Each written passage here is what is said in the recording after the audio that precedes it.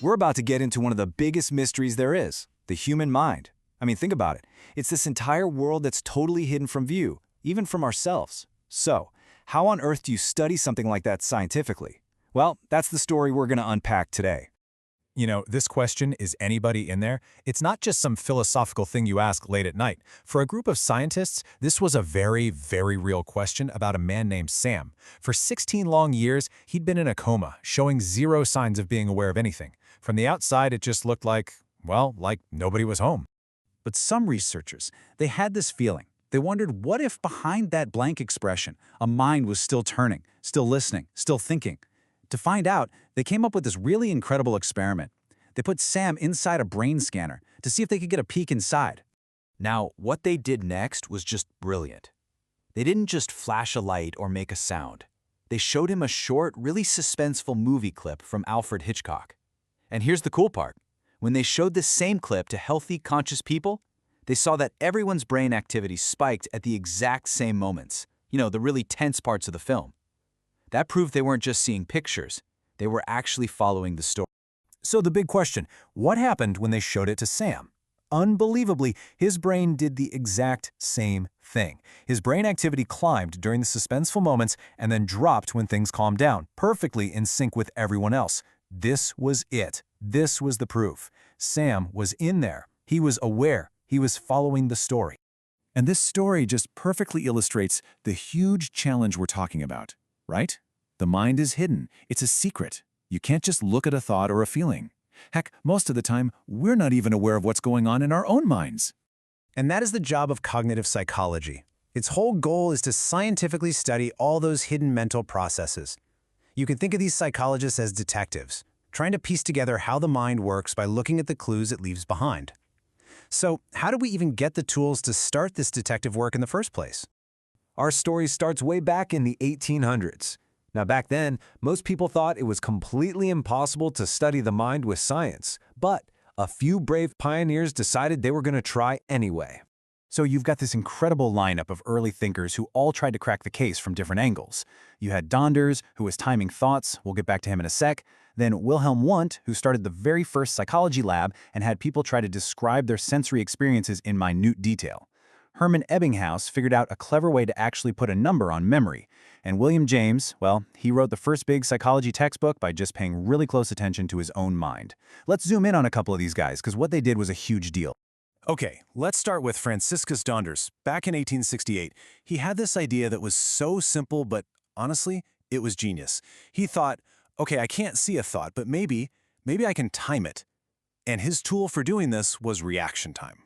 Here's how he did it. First, he'd give someone a super simple task. See a light, press a button. That's it. This measures the time it takes to just perceive something and then respond. Then he'd make it a little more complex, a choice task. See a light on the left, press the left button. See a light on the right, press the right button. Now this task has one extra mental step. You have to decide which button to press. And here's the magic trick. He subtracted the simple time from the choice time. And what was left over? The time it took to make the decision itself. The result was that a simple choice takes about 1/10 of a second. This was huge. For the very first time, a hidden mental process was measured. The mind wasn't just philosophy anymore. It was something you could put a stopwatch to. And right around the same time, you've got Hermann Ebbinghaus, who is going after another invisible process, memory. To do this, he made up lists of complete nonsense syllables, like dax or ziff. He did this so that the words wouldn't have any meaning to get in the way. He'd time how long it took him to learn a list perfectly, wait for a while, and then time how long it took him to relearn it. The difference in time, which he called savings, was his measurement of how much he'd forgotten. This gave us the famous forgetting curve, and it proved that even something as personal and slippery as memory could be measured and studied like any other natural phenomenon. So we had this incredible start, right? These pioneers were timing decisions and measuring memory. It was exciting stuff.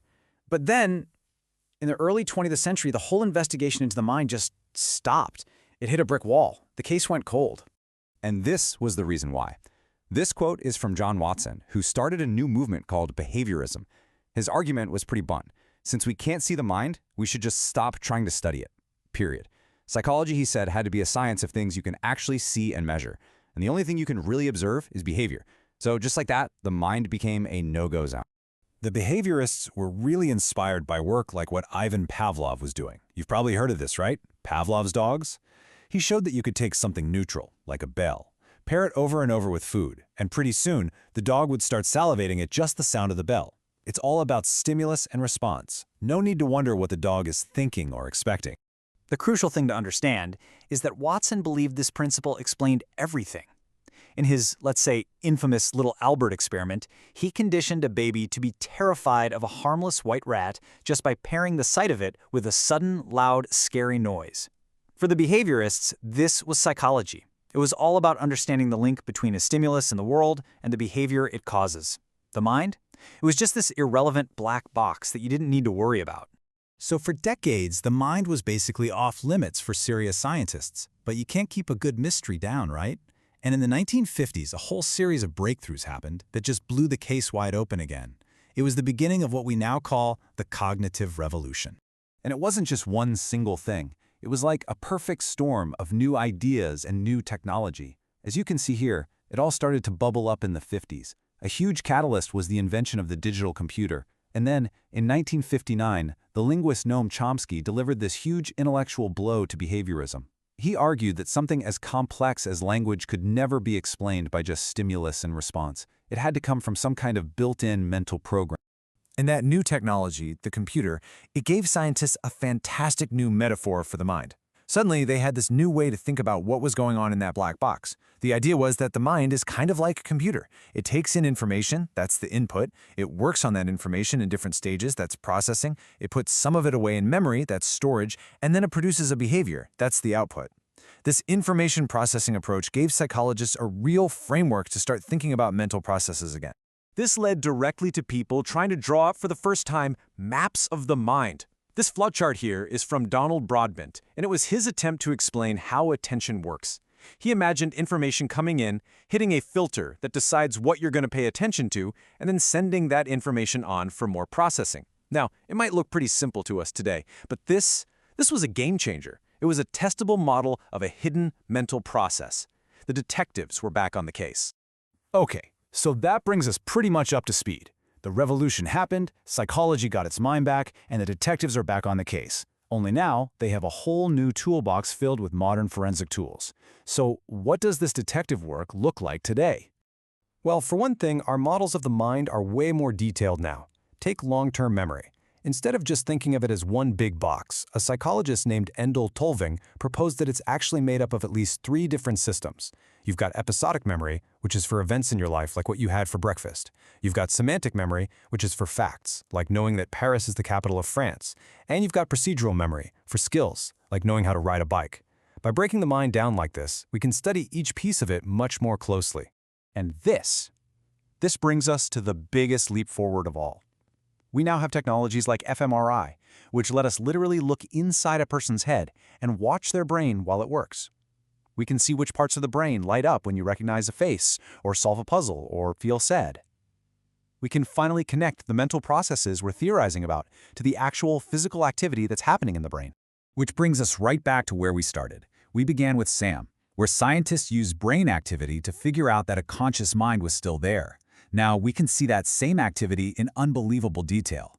We can watch the brain's hardware in action. But the ultimate mystery, that still remains. Does seeing the hardware run mean we can truly understand the software of consciousness itself? That's the big question that keeps driving this whole field forward.